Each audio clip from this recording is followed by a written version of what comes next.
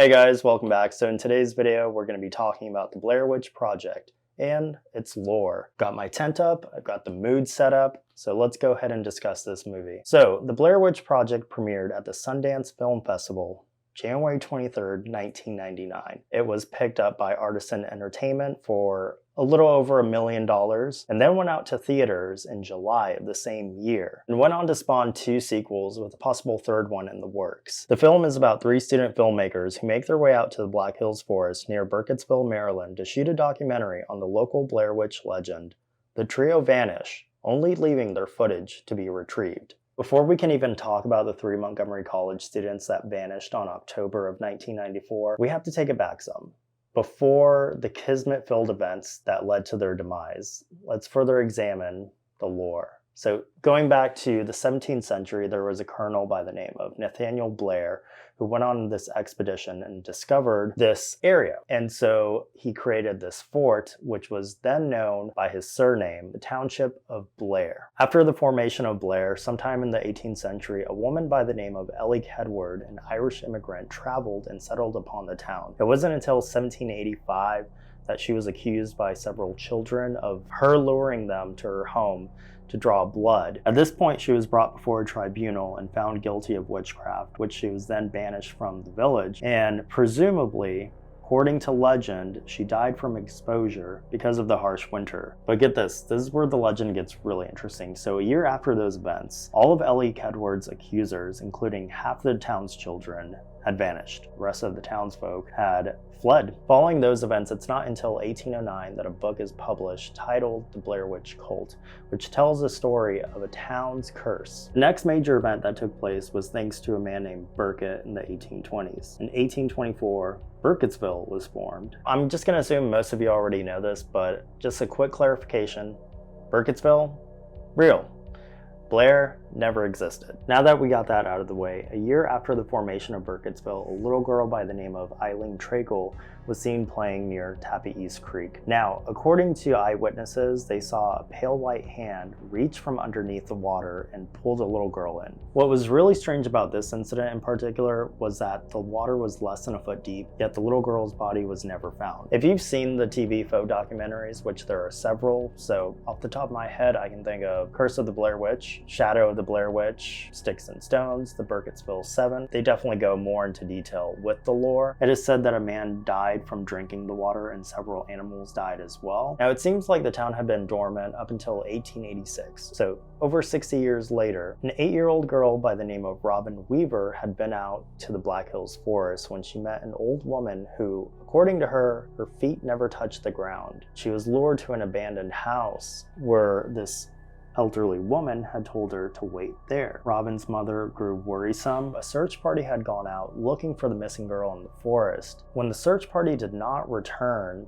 a second search party had gone out, and what they discovered terrified them. They found the men tied together by their arms and limbs, and all were completely disemboweled in an area known as Coffin Rock. Now, the next set of events takes place between 1940 and 1941 and is perhaps the most intriguing out of all of them, to me personally, and that is Rustin Parr. So sometime in 1940, 8 children were abducted and 7 were murdered, 2 of which were Emily Hollins and Kyle Brody. There's a lot more with Kyle Brody, but for this part of the video, I'm not really going to get into that right now. Sometime in May of 1941, Rustin Parr goes to a local market and tells the people that he is finally finished. Until they discovered the bodies of the 7 children, Parr was quickly arrested and found guilty and sentenced to death by hanging. Rustin Parr did admit to the crimes, but he did state that an old woman ghost who dwells within the woods had commanded him to kill the children. He never in fact refers to the old woman as the Blair Witch. Now here we are circling back. October 20th, 1994. 3 student filmmakers, Heather Donahue, Joshua Leonard, and Michael Williams, go to the town of Burkettville and interview locals about the Blair Witch legend. All right, so actually talking about the Blair Witch Project, it's probably one of the most effective movies I've ever watched. As a young kid watching that, I was 8 years old when it came out. I was born 1991, and I just didn't really have like much of an understanding. I mean, I grasp that this was a monumental moment, Y2K era, and a lot of people were hyping up this movie or talking about it. It was getting a lot of buzz. A lot of it could be attributed to the viral marketing, which had everyone shook. The reason why this movie works so well for me from an early age, when I first saw it in the early 2000s to now as an adult rewatching it, is the ambiguity and the unknown danger of it all. Like I said, a big part of the success of the Blair Witch Project is, of course, the viral marketing. While Daniel Myrick and Eduardo Sanchez did omit a lot from the website, I think Artisan Entertainment definitely took it a step further with blurring the lines with fiction and reality. Now, I'm sure I'll get some eye rolls from people who don't like this movie because I'm highly praising it. For the people who don't like it, from what I've seen, it's because they think it's quote unquote boring, it's overrated or overhyped, the characters are abysmal, all they do is argue and bicker, they don't like found footage, just not for them. Now, as far as the characters, yes, the majority of this film is psychological, and it's not until later that it becomes evident that there's more supernatural events happening. There are theories that I've seen floating around suggesting that Mike and Josh lured Heather out to the house to kill her. I don't want to say that's completely implausible, but it just doesn't make sense entirely, you know, for them to drag it out.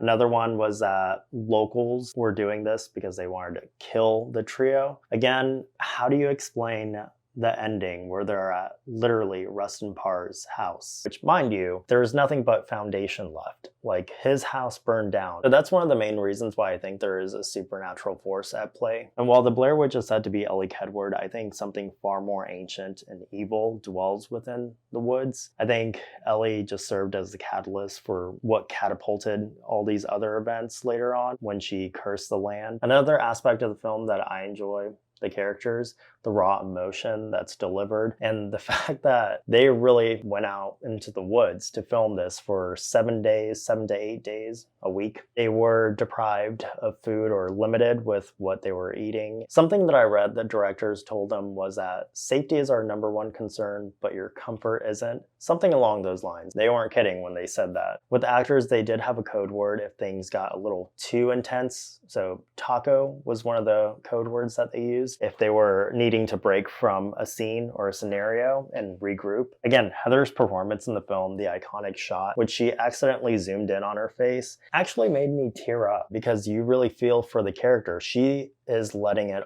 all out on the table. I think even Heather Donahue talked about this in an interview where she was like, well, this is my last hurrah. Give it your all. She's been through hell for a week, you know, filming this movie, this indie film. I think as the audience, you're finally seeing the characters' look of defeat, the realization that they're in this perilous situation, that they're not going to escape, that they're not going to survive. And it's heartbreaking. It's just like when she's saying sorry to Josh's mom, Mike's mom, and her mom, taking the blame for all her misdeeds. Kind of callous way of going about things because she was so... I mean, I get Heather because she was so passionate about her project, and I can be like that, especially when I think back to my undergrad and the projects that I did. Yeah, sometimes Heather came off a little bit too intense with the guys, like a little harsh with them. A major point that I forgot to mention about the actors in the movie was that Mike was taught how to use the DAT recorder, Josh was taught how to use the 16mm film camera, and then of course they used the high camcorder. Like, yes, the directors didn't intervene as much, but they would leave little notes for them, cues, because a lot of the film was improvised, or they would plant certain actors for the locals. Some of them weren't even people that were staged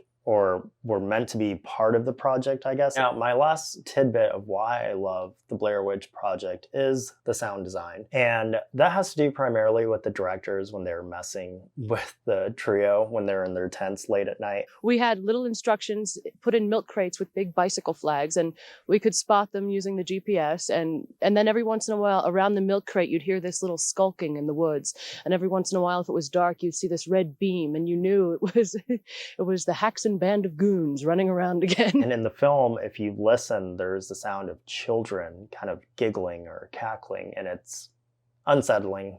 Yeah, it works for me. Also, at the end, if you notice, Mike and Heather, once they get to the house because they hear Josh's voice, which obviously they're being lured, when they go to the house, Mike is holding the high-8 camcorder. It's Heather who has a 16mm film camera, and once Mike goes down to the basement and he is knocked unconscious by some unknown assailant that's not within frame, you see that the camera that Heather is using, which is black and white, there's no sound with that camera. What you're hearing is the camcorder, which sounds really muffled. You hear Heather screaming, and it's not until she goes to the basement that she's getting closer and closer that the sound, the decibel, is starting to go high, like really high up because of her screams.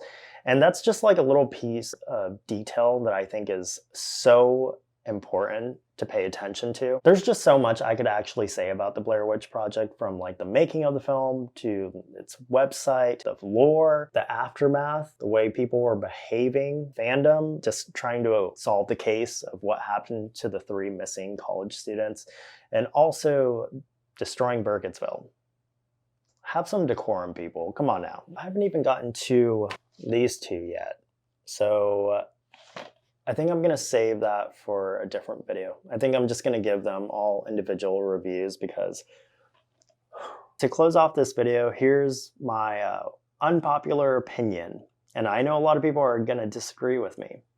They will. I think the Blair Witch Project is the staple of the 90s. So if I were to think of a movie off the top of my head from the 90s, like what's the one horror movie that I think about? The Blair Witch Project. I don't think there is anything else like it. In fact, in the comments, let me know. What do you think is the one movie that sticks out to you, that pops into your head when you think of the 90s? I'm kind of tired now. I've been talking for a bit. I'm losing my voice just talking about one movie.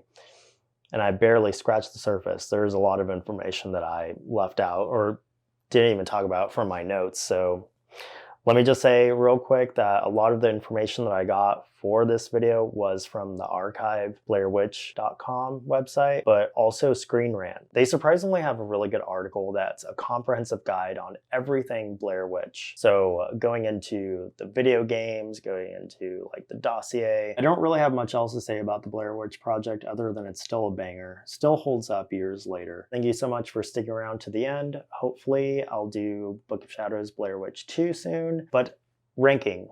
There is a ranking video I want to do very soon.